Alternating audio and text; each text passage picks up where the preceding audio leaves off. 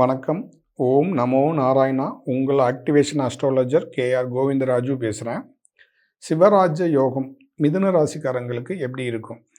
இந்த யோகத்துக்கு மெயினாக கிரகங்கள் குருவும் சூரியன் தான் இந்த கிரகத்தை ஏற்படுத்துறது. சூரியன் கூடயே புதன் இருக்கும்.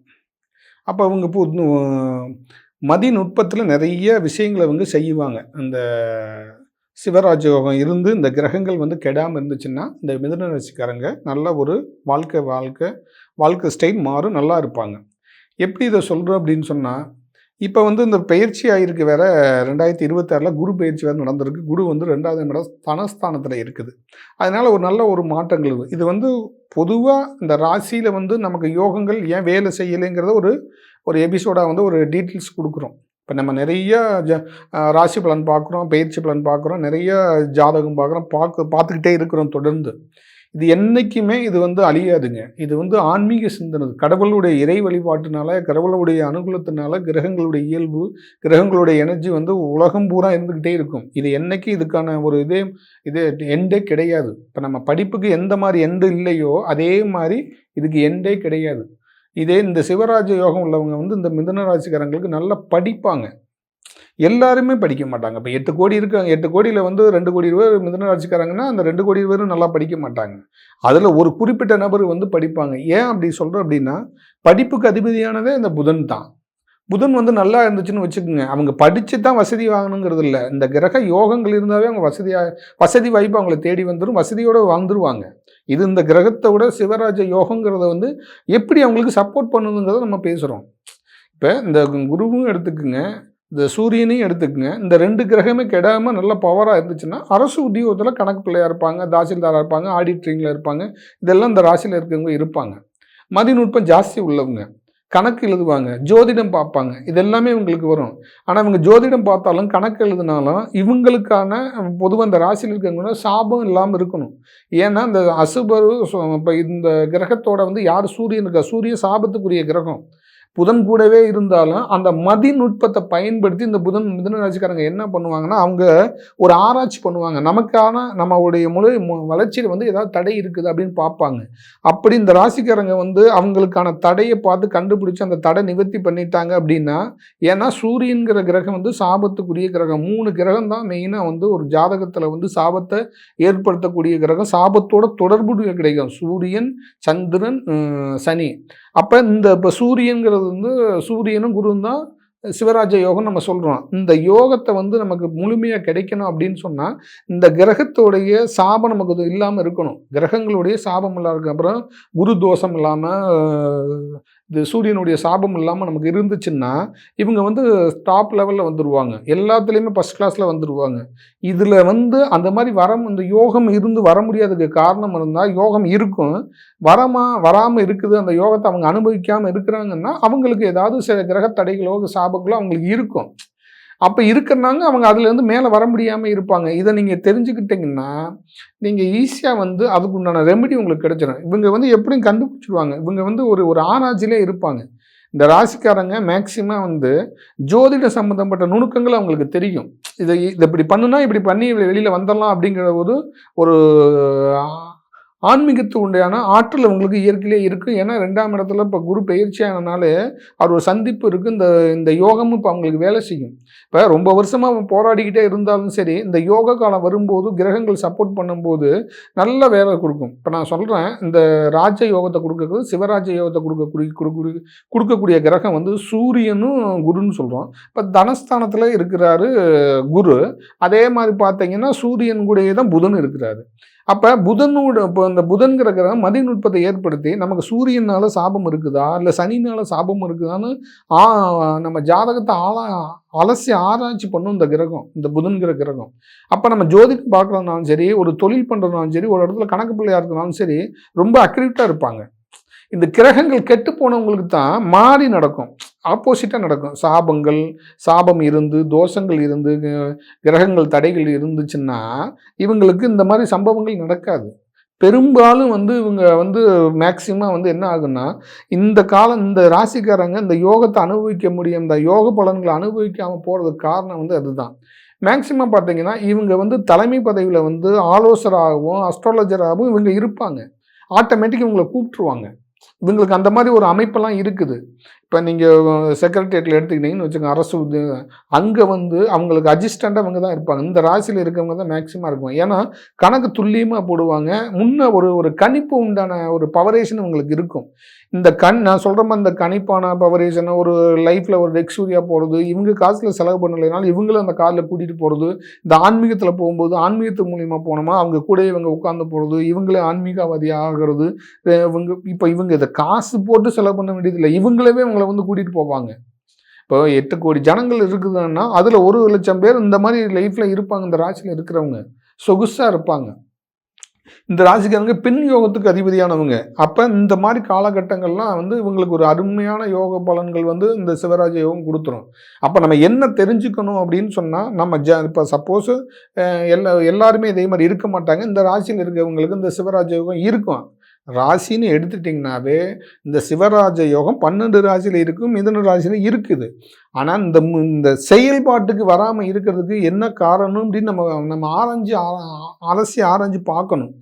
நமக்கு கடன், இப்போ இந்த ராசியில் இருக்க கடன் இருக்கும், கடனில் இருப்பாங்க, திருமணம் நடக்காமல் இருக்கும், பிரச்சனையில் இருப்பாங்க, வேலைக்கு போக முடியாமல் இருக்கும், வேலையிலேருந்து மெமோ வந்திருப்பாங்க.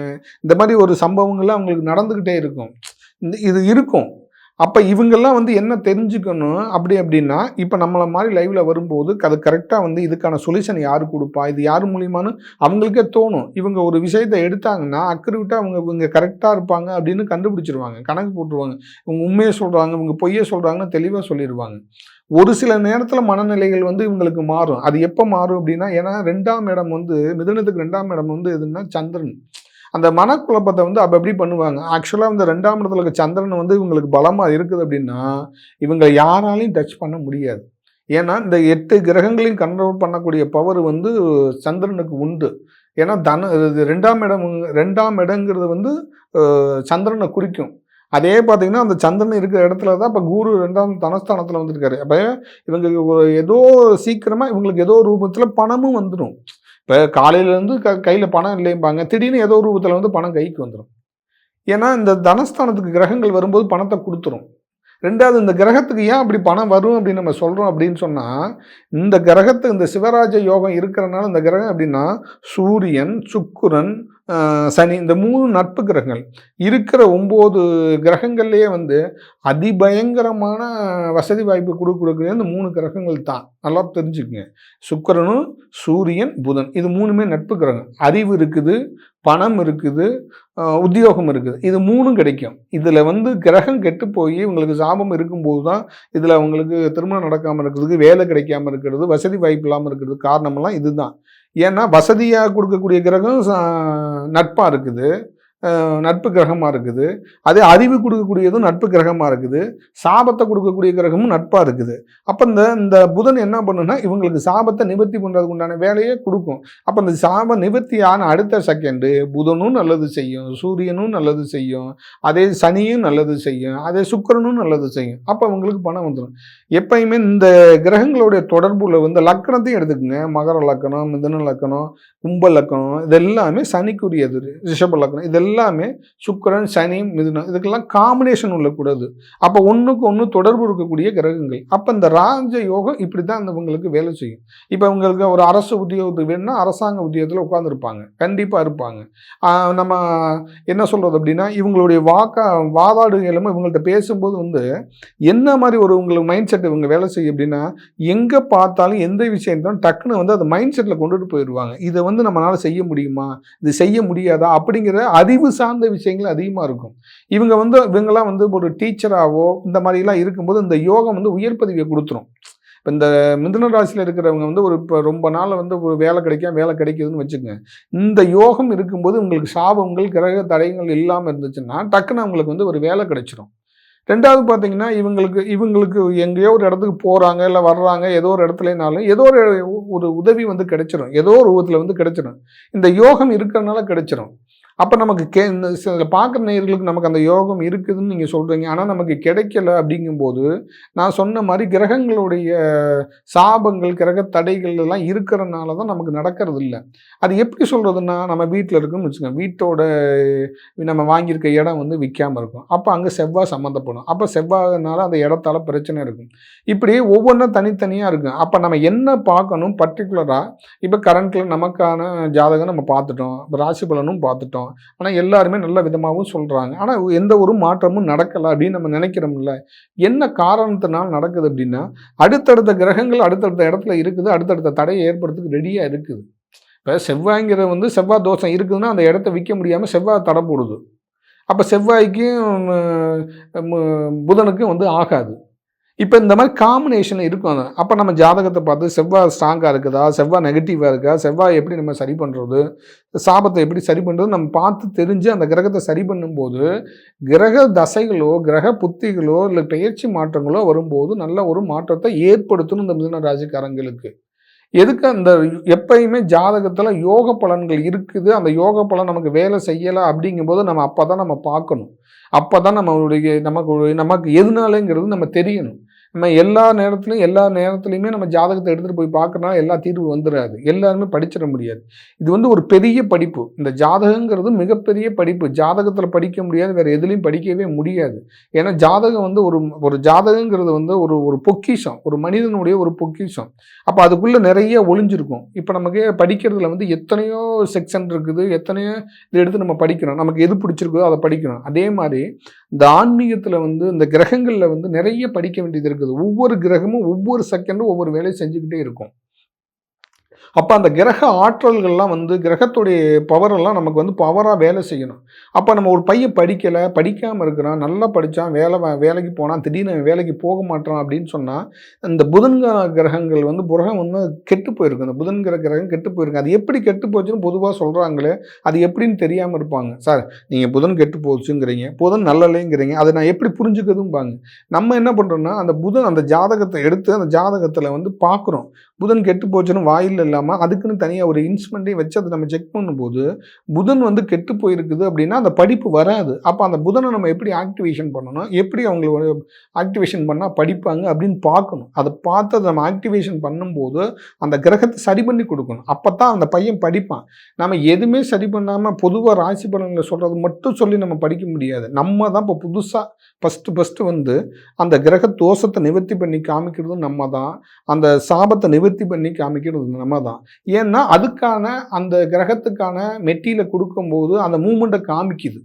அப்போ அவன் வந்து படிக்க ஆரம்பிச்சிடுவான். அதே மாதிரி அந்த சாபத்துக்கு உண்டான மெட்டீரியலை வச்சு நம்ம ஆக்டிவேஷன் பண்ணும்போது அந்த சாபம் வந்து விலகுது. அப்போ அந்த சாபத்துடைய இது விலகும்போது அந்த கிரகங்களுடைய யோகம் வேலை செய்ய ஆரம்பிக்குது. அப்போ எதுக்குமே ஒன்றுக்கு ஒன்று தொடர்பு இருந்துக்கிட்டே இருக்குது. அப்போ நம்ம அதை பார்க்கணும், நிறைய ஆய்வு பார்க்கணும். ஒரு ஃபோன் வாங்குகிறோம், நம்ம அந்த ஃபோனை வந்து பேசணும் அப்படின்னா அதுக்கு ஒரு சிம்மு நம்ம கனெக்டிவிட்டி கண்டிப்பாக கொடுக்கணும். அப்போ கொடுத்தா தான் அது வேலை செய்யும், இல்லைன்னா வேலை செய்யாது. அப்போ அதே மாதிரி தான் நமக்கு ஜாதகத்தில் அந்த கிரகங்கள் வேலை செய்யணும் அப்படின்னா அந்த கிரகத்தை ஆக்டிவேட் பண்ணணும், அது மூமெண்ட் பண்ணணும். அது மூமெண்ட் பண்ணுதான் நம்ம பார்க்கணும்.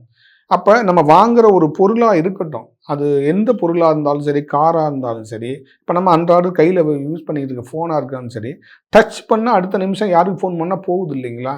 அப்போ அது எல்லாமே இயக்கத்தில் இருக்குது. அது மாதிரி இந்த 9 கிரகமும் இயக்கத்தில் இருக்கணும். அப்போ அந்த இயக்கம் இருந்தால் தான் கிரகம் நமக்கு நன்மை செய்யுதா தீமை செய்யுதாங்கிறத கண்டுபிடிக்க முடியும். கிரகம் நமக்கு இயக்கத்திலேயே இல்லை அப்படின்னு வச்சுக்கோங்க, நமக்கு நன்மையே நடக்கிறதுக்கு வாய்ப்பே இல்லாமல் இருக்குது. இப்போ 3 கிரகம் 9 கிரகம் இருக்குது. எந்த கிரகம் நமக்கு இயக்கம் இல்லாமல் இருக்குது? இயக்கம் இல்லைனாவே அங்கே வந்து ஒரு என்ன சொல்கிறது தடையாக இருக்கும். அதுலேருந்து வெளியில் வர முடியாமல் இருக்கும். அப்போ நமக்கு அந்த கிரகம் நமக்கு யோகத்தை எப்படி கொடுக்கும்? அதே வந்து கீழே இருக்குது, எந்த ஒரு உயிர் ஓட்டமும் இல்லாமல் இருக்குது. அப்போ அந்த உயிர் ஓட்டத்தை எப்படி கண்டுபிடிக்கிறது? அப்போ அதுக்கு உயிர் ஓட்டம் கொடுக்கணும். இப்போ வாட்சுக்கு செல்லுக்கெல்லாம் வந்து பேட்ரி போடுற மாதிரி, பேட்ரி போட்டால் தானே அந்த உயிர் ஓட்டம் கொடுக்குற மாதிரி அந்த ஜாதகத்தில் அந்த கிரகம் வந்து எந்த கிரகம்னா புதன் கிரகமோ இல்லை சூரியனோ இல்லை சந்திரனோ இந்த மாதிரி கிரகங்கள் வந்து உயிர் ஓட்டம் இல்லாமல் இருக்குதா? அப்போ அந்த உயிர் ஓட்டம் இல்லைன்னா அந்த உயிர் ஓட்டம் கொடுக்கணும். அப்படி அந்த கிரக உயிரோட்டம் நமக்கு கொடுக்கும்போது தான் நமக்கு நற்பலன்கள் வந்து நமக்கு கிடைக்கும். அதை நீங்கள் வந்து தெரிஞ்சுக்கிட்டீங்கன்னாவே போதும். அப்போ நம்ம உங்களுடைய ஜாதகம் பார்க்கணும் அப்படின்னா என்னுடைய கீழே இருக்க நம்பருக்கு கால் பண்ணுங்கள். எனக்கு ஜாதகம் பார்க்கணுன்னா அப்பாயின்மெண்ட் வாங்கிக்கிங்க. தொடர்ந்து இந்த வீடியோ பாருங்கள். இந்த கிரக மாற்றங்கள் எப்படி ஒரு மனிதனை வளர்ச்சி ஏற்படும், அந்த கிரக மாற்றங்கள் எப்படி நமக்கு நன்மை கொடுக்கும், கிரகத்தினால் என்னென்ன தடைகள் இருக்குது, அதை ஒவ்வொன்றா நம்ம பார்த்து செக் பண்ணி அது ஜாதக ரீதியாகவே அதிலிருந்து நம்ம வெளியில் வர வைக்க முடியும். அதுக்குண்டான மெட்டீரியலும் நமக்கு இருக்குது. அந்த ஜாதகத்தை க்ளீனாக பார்த்து அதுக்கு நான் தீர்வும் கொடுக்க முடியும். பிடிச்சிருந்தால் லைக் பண்ணுங்கள், ஷேர் பண்ணுங்கள். அடுத்த வீடியோவில் சந்திப்போம். நன்றி நேயர்களே, வணக்கம்.